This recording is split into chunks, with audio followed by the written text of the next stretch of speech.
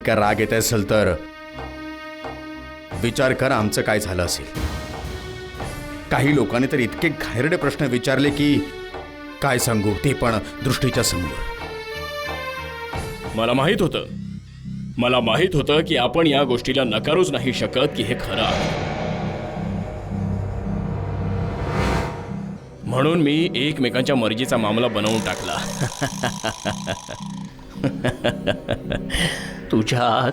तुझ्या मनात मीच तर वास करतो. मी तुझ्या रोमारोमात आहे. आणि जे आत असतं बाहेरून सुद्धा तेच दिसतं.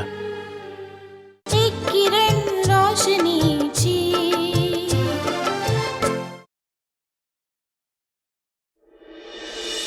बापू, हे सगळं काय घडतंय? का होतंय हे सगळं? परिस्थिती इतकी बिकट का आहे बापू? हे सगळं कधी सुधरेल की आपण आता आशाच सोडून द्यावी? आशेवर तर जग चाललं आहे. आशा हेच तर बीज आहे जे पुढे जाऊन एका झाडात परिवर्तित होऊन जातं. ज्या प्रकारे मुळामध्ये अनंत संभावना दडलेल्या असतात, ठीक त्याच प्रकारे आशेमध्ये सुद्धा असंख्य संभावना दडलेल्या असतात. म्हणून आशा कधीच सोडू नये. सत्यावर नेहमीच आशा ठेवावी, कारण सत्याचा नेहमी विजय होतो. परंतु त्याचा वापर तोच करू शकतो ज्याला त्याच्या ताकदीची पूर्वकल्पना असेल. म्हणून तू या सगळ्या गोष्टींना घाबरू नकोस. बस आपल्या आत लक्ष केंद्रित कर. जो तिला ओळखतो तो बुद्ध बनून जातो, महावीर बनून जातो, नानक बनून जातो. या सर्वांनी एकट्यांनीच लोकांना जागृत केलं. आणि तुलाही हेच करायचंय. जर तुला असं वाटतं की लोकांनी तुझं ऐकावं, तुझे विचार ऐकावेत, यासाठी पहिला नियम हाच आहे की तुझ्या कथनी आणि करणीत काहीच अंतर नसायला हवं.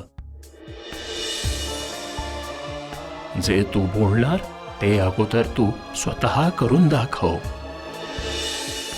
तेव्हाच लोक तुझं म्हणणं ऐकतील. ज्या सिच्युएशन मध्ये आज मी आहे, जो प्रसंग आज माझ्या कुटुंबावर ओढवलाय, जर हीच घटना तुमच्या कुटुंबातील एखाद्या सदस्यासोबत घडली असती तर बापू तुम्ही काय केलं असतं? काय केलं असतं तुम्ही? बाळा, तुझ्या जागी जर मी असतो, जर माझ्या कुटुंबातील एखाद्या सदस्यासोबत अशी घटना घडली असती, तर मी याला माझ्या कुटुंबाचा व्यक्तिगत प्रश्न न समजता संपूर्ण देश, पूर्ण समाजाचा प्रश्न समजला असता. माझ्या वेळी तर इतकी साधनं सुद्धा नव्हती. पण ज्या युगात तू आहेस ते संचार क्रांतीचं युग आहे, प्रसार माध्यमाचं युग आहे. बलात्कार नावाच्या या आजाराचा मी मुळापासून इलाज केला असता, कारण मला माहिती आहे की फांदी तोडल्याने काही नाही होत. जर तुम्हाला एखादं मजबूत झाड तोडायचंय तर तुम्हाला त्याच्या मुळांवर आघात करावा लागेल, तेव्हाच ते पडेल. बाळा, माणसामध्ये खूप शक्ती असते, पण त्याचं त्याला ज्ञान नसतं. माणसाने ठरवलं तर तो काय नाही करू शकत.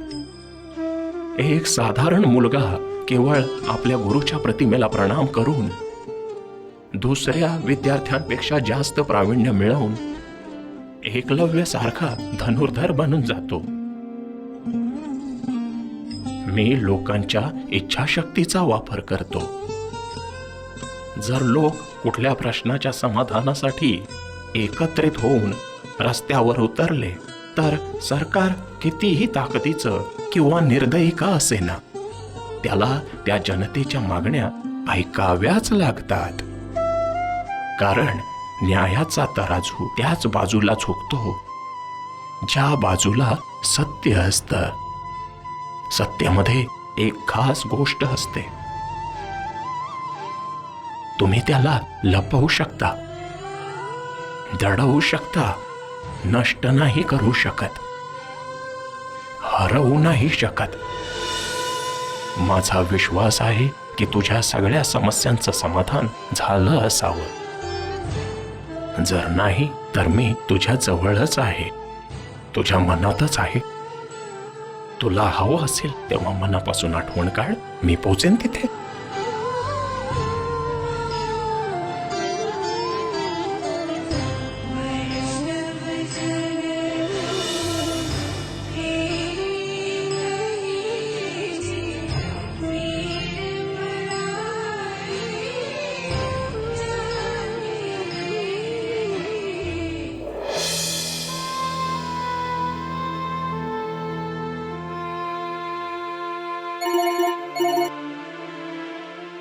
हॅलो, कसा आहेस? मी बरा आहे. तू कशी आहेस? बरी आहे. आणि दृष्टी कशी आहे? कशी असणार? खूप घाबरलेली आहे. ना कोणात बसत बोलत नाही, काय खात आहे.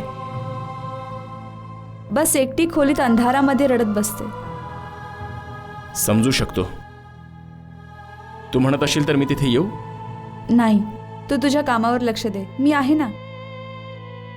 ऑफिसला गेला होतास? हो, गेलो होतो. इतक्या दिवसानंतर ऑफिसला जायला ऑकवर्ड तर नाही वाटलं ना?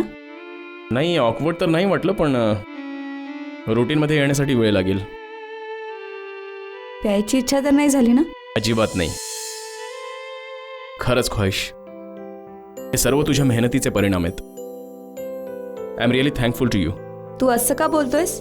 वाईफला कोणी थँक्यू बोलतं का? उलट यामध्ये संपूर्ण इच्छाशक्ती तुमचीच आहे. मी तर फक्त थोडीशी साथ दिली. साथच तर मला हवी आहे. तुला एक मनातली गोष्ट सांगू? हो? नाही. Good night. आता फोन ठेवतो. स्वतःची काळजी घे. तू सुद्धा. Good night. Good night.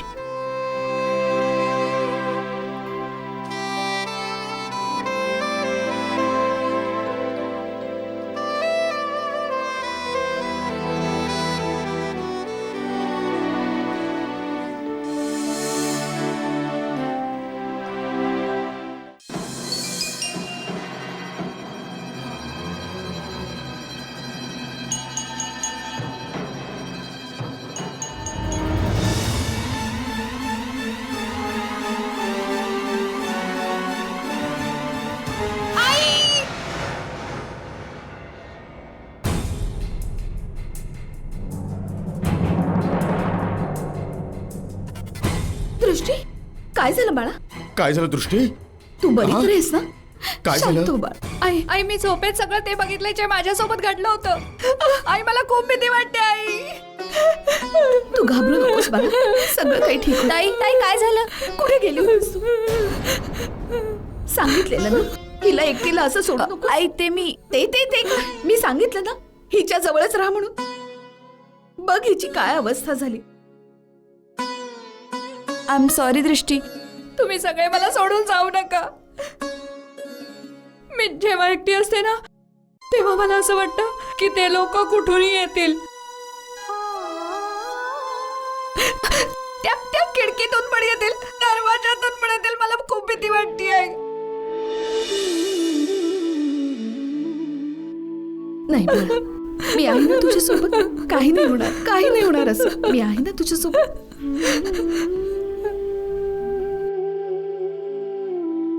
आई, तुला असं तर नाही ना वाटत की हे सगळं म्युच्युअल होतं?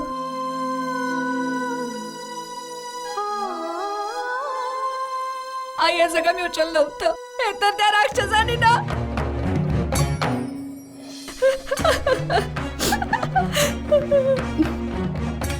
मला माझ्या चुकांची शिक्षा मिळाली. आई, तुमचं म्हणणं मी कधीच ऐकलं नाही. मी नेहमीच तुम्हाला टोचून बोलले. मी नेहमीच फॉरवर्ड बनत होते ना, आज देवाने या आगाऊपणाला शिक्षा दिली आई.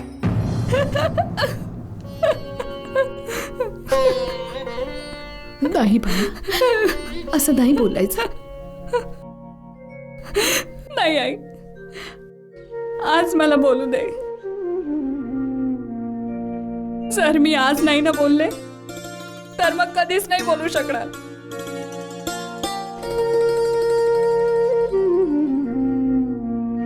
माझ्या मनात जो गोंधळ सुरू आहे त्याला थोडं शांत होऊ दे आई.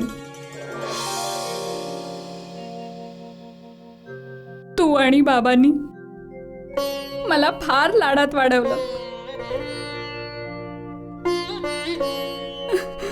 माझ्या प्रत्येक विषला पूर्ण केलं तुम्ही. माझ्या सगळ्या चुकांना तुम्ही माफ केलं.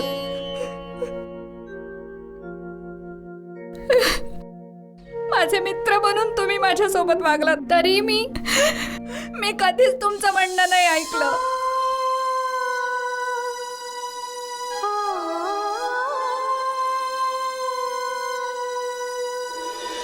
जर त्या दिवशी मी तुमचं म्हणणं ऐकलं असतं तर माझ्या बाबतीत असं घडलं नसतं.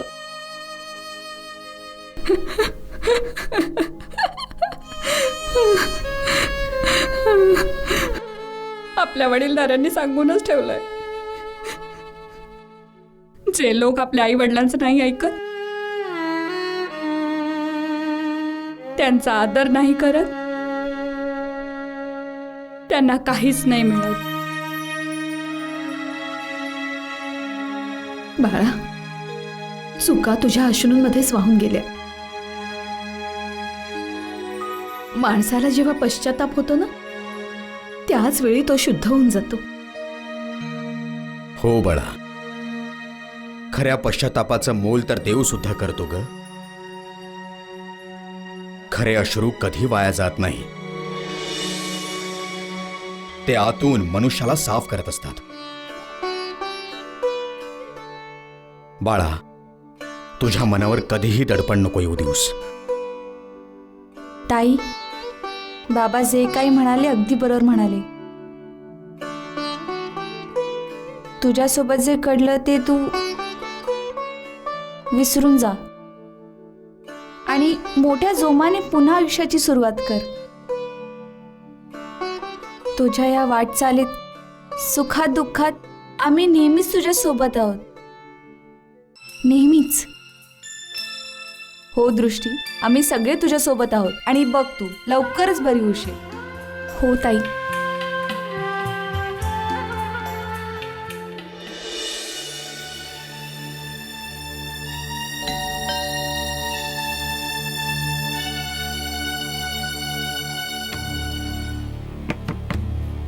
मोहन,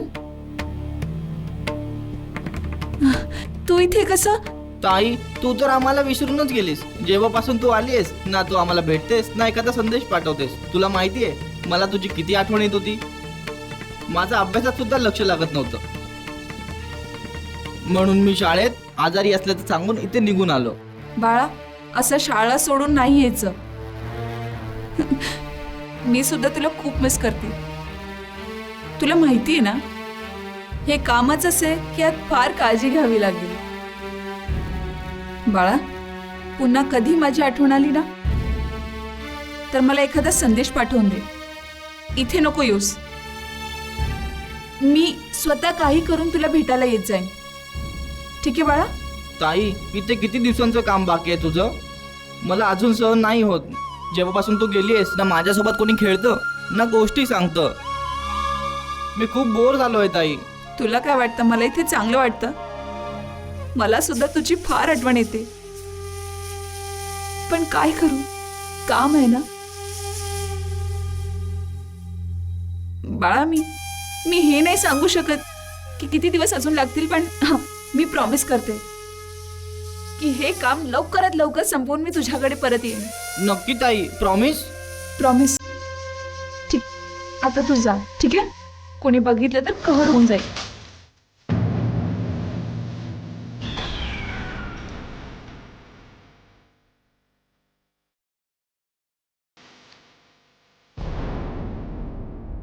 जा.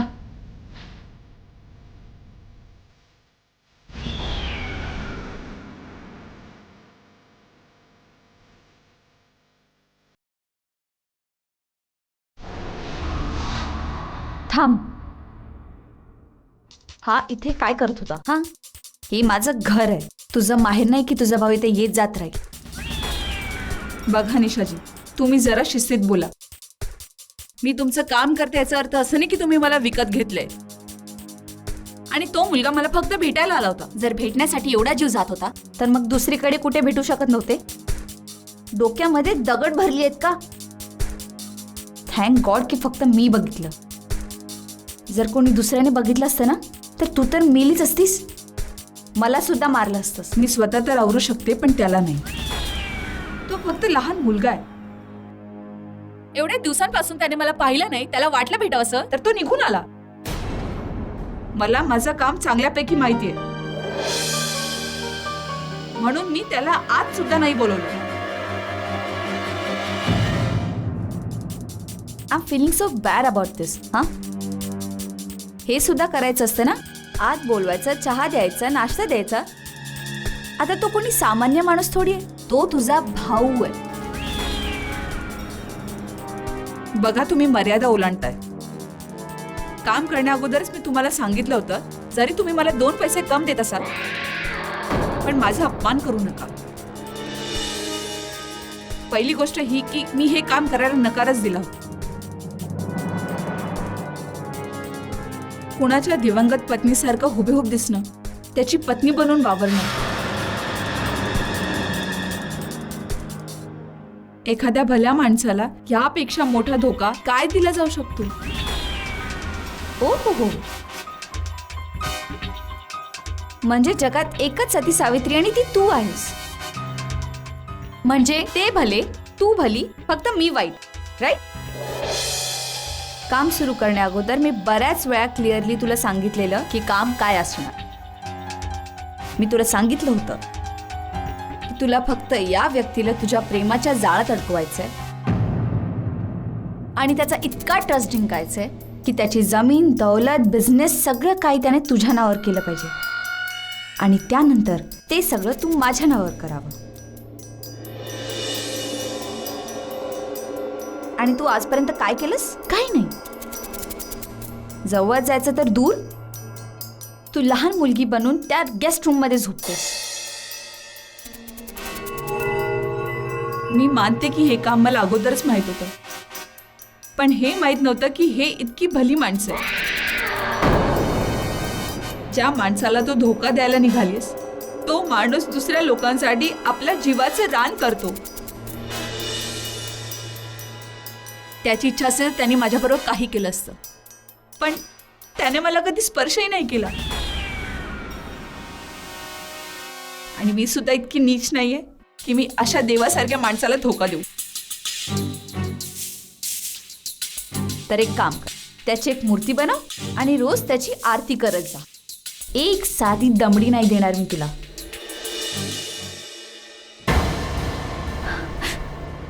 जर तू अशा प्रकारे हट्ट करत राहशील की जेवण नाही करणार तर मी तुझ्याशी असंच भांडत राहणार.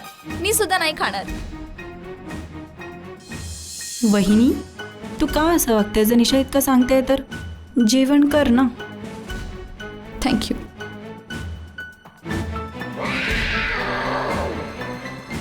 ओव्हर स्मार्टनेस करण्याचा प्रयत्न करू नकोस माझ्यासमोर. तुला माहीत नाही मी काय चीज आहे. माझं नाव निशा आहे.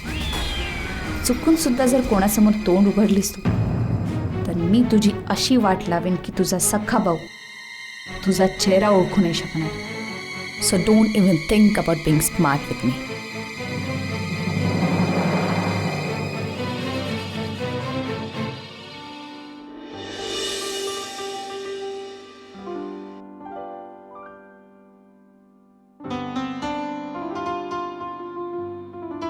आई, हे सगळं काय होतंय या घरात? मला काहीच कळत नाहीये. इतका मोठा धोका, इतका मोठा दगा. आई, मला हे तर माहिती होतं की निशाचा हेतू नेक नाहीये, पण तिचा सूड उगवण्यासाठी ती इतक्या खालच्या स्तराला उतरेल असं तर मी स्वप्नात देखील विचार केला नव्हता. मला काही सुद्धा कळत नाहीये की मी दादाला हे सगळं कसं सांगू. तो तर माझ्यावर विश्वास देखील नाही करणार. आणि आई, बहुतेक मी त्यांच्या जागी असले असते तर मी देखील विश्वास केला नसता. आणि जर मी हे आत्याला सगळं सांगितलं तर ती इतकी दवंडी पेटवेल की सगळेजण सावध होतील. आई, मला काहीच समजत नाहीये की मी काय करू. काहीच समजत नाहीये.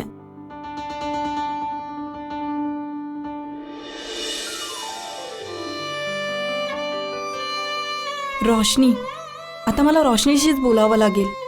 एकतर ती समजूतदार आहे आणि दादा सुद्धा तिचं ऐकतो. आणि मला पूर्ण विश्वास आहे की रोशनी या प्रकरणात मला नक्की मदत करेल.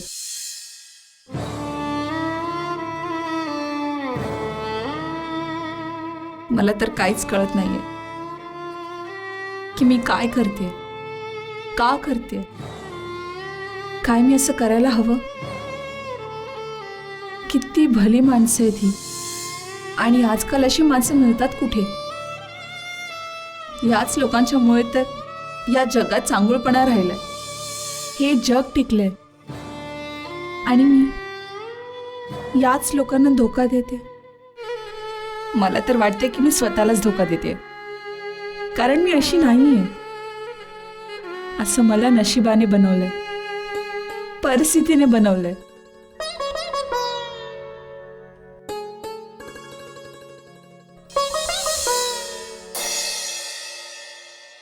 की माझ्या पर्सनल रिझन्समुळे काही दिवसांसाठी प्रॅक्टिस सोडली होती. पण ते लोक नेहमीच बोलतात ना, मगर जरी कितीही दिवस पाण्याच्या बाहेर जरी असली ती पोहायला नाही विसरत. I like your confidence. माणसाच्या इच्छा, त्याची तृष्णा कधी कमी नाही होत, उलट वाढत जाते, जी पुढे जाऊन त्याची कमजोरी बनते.